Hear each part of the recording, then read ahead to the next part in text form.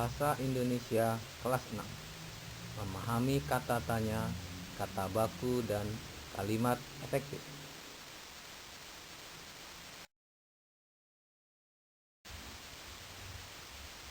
Kata tanya. Kata tanya adalah kata yang dipakai dalam kalimat tanya untuk menanyakan sesuatu.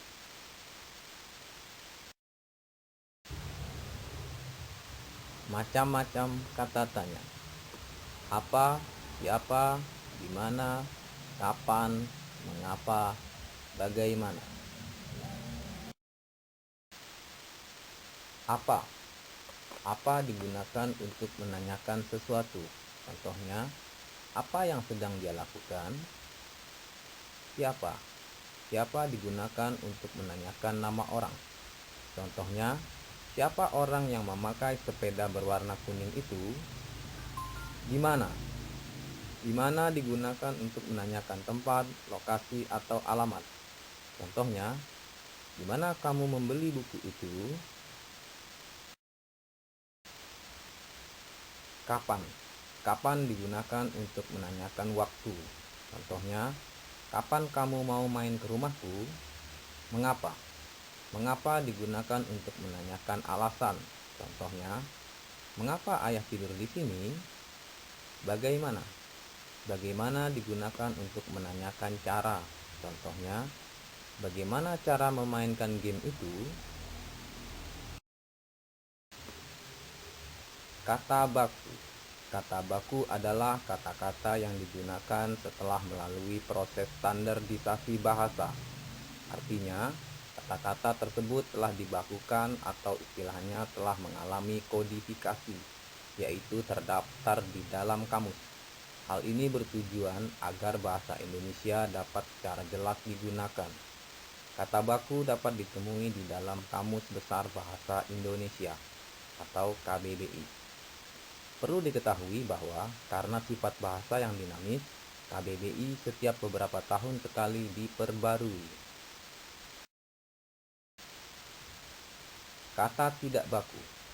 Sementara itu, kata tidak baku adalah kata-kata varian dari kata-kata baku yang pada umumnya digunakan dalam ragam percakapan.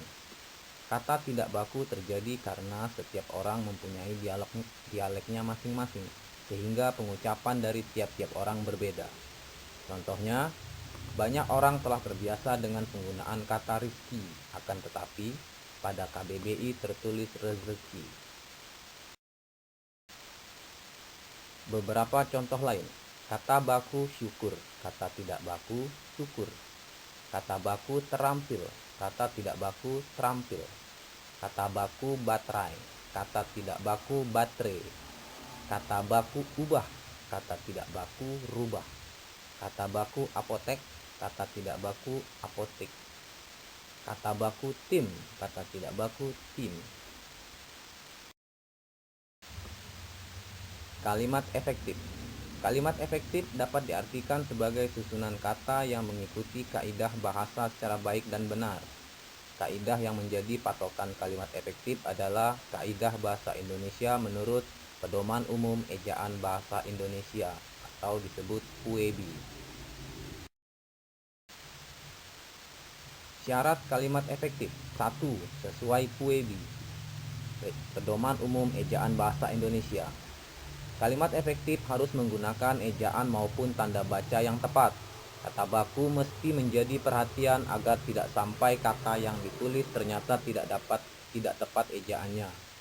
2. Sistematis. Kalimat paling sederhana adalah kalimat yang memiliki susunan subjek dan predikat, kemudian ditambahkan dengan objek, pelengkap, hingga keterangan. 3. Tidak boros dan bertele-tele. Kalimat efektif tidak banyak menghambur-hamburkan kata dan terkesan bertele-tele. Kalimatnya pasti dan ringkas agar orang yang membacanya mudah menangkap gagasan yang dituliskan. 4. Tidak ambigu. Kalimat efektif menghindari pembaca dari salah mengerti. Dengan susunan kata yang ringkas, sistematis, dan sesuai kaidah kebahasaan, pembaca tidak akan kesulitan mengartikan ide dari kalimat kalian sehingga tidak ada kesan ambigu. Berikut contoh kalimat efektif dan tidak efektif. Bagi semua peserta diharapkan hadir tepat waktu, tidak efektif. Semua peserta diharapkan hadir tepat waktu, efektif. Dia yang pergi meninggalkan saya, tidak efektif.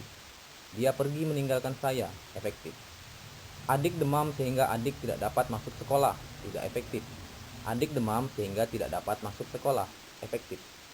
Para siswa-siswi sedang mengerjakan soal ujian masuk perguruan tinggi, tidak efektif.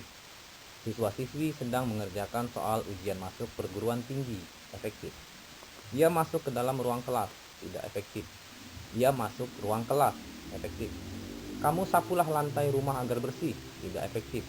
Sapulah lantai rumahmu agar bersih, efektif.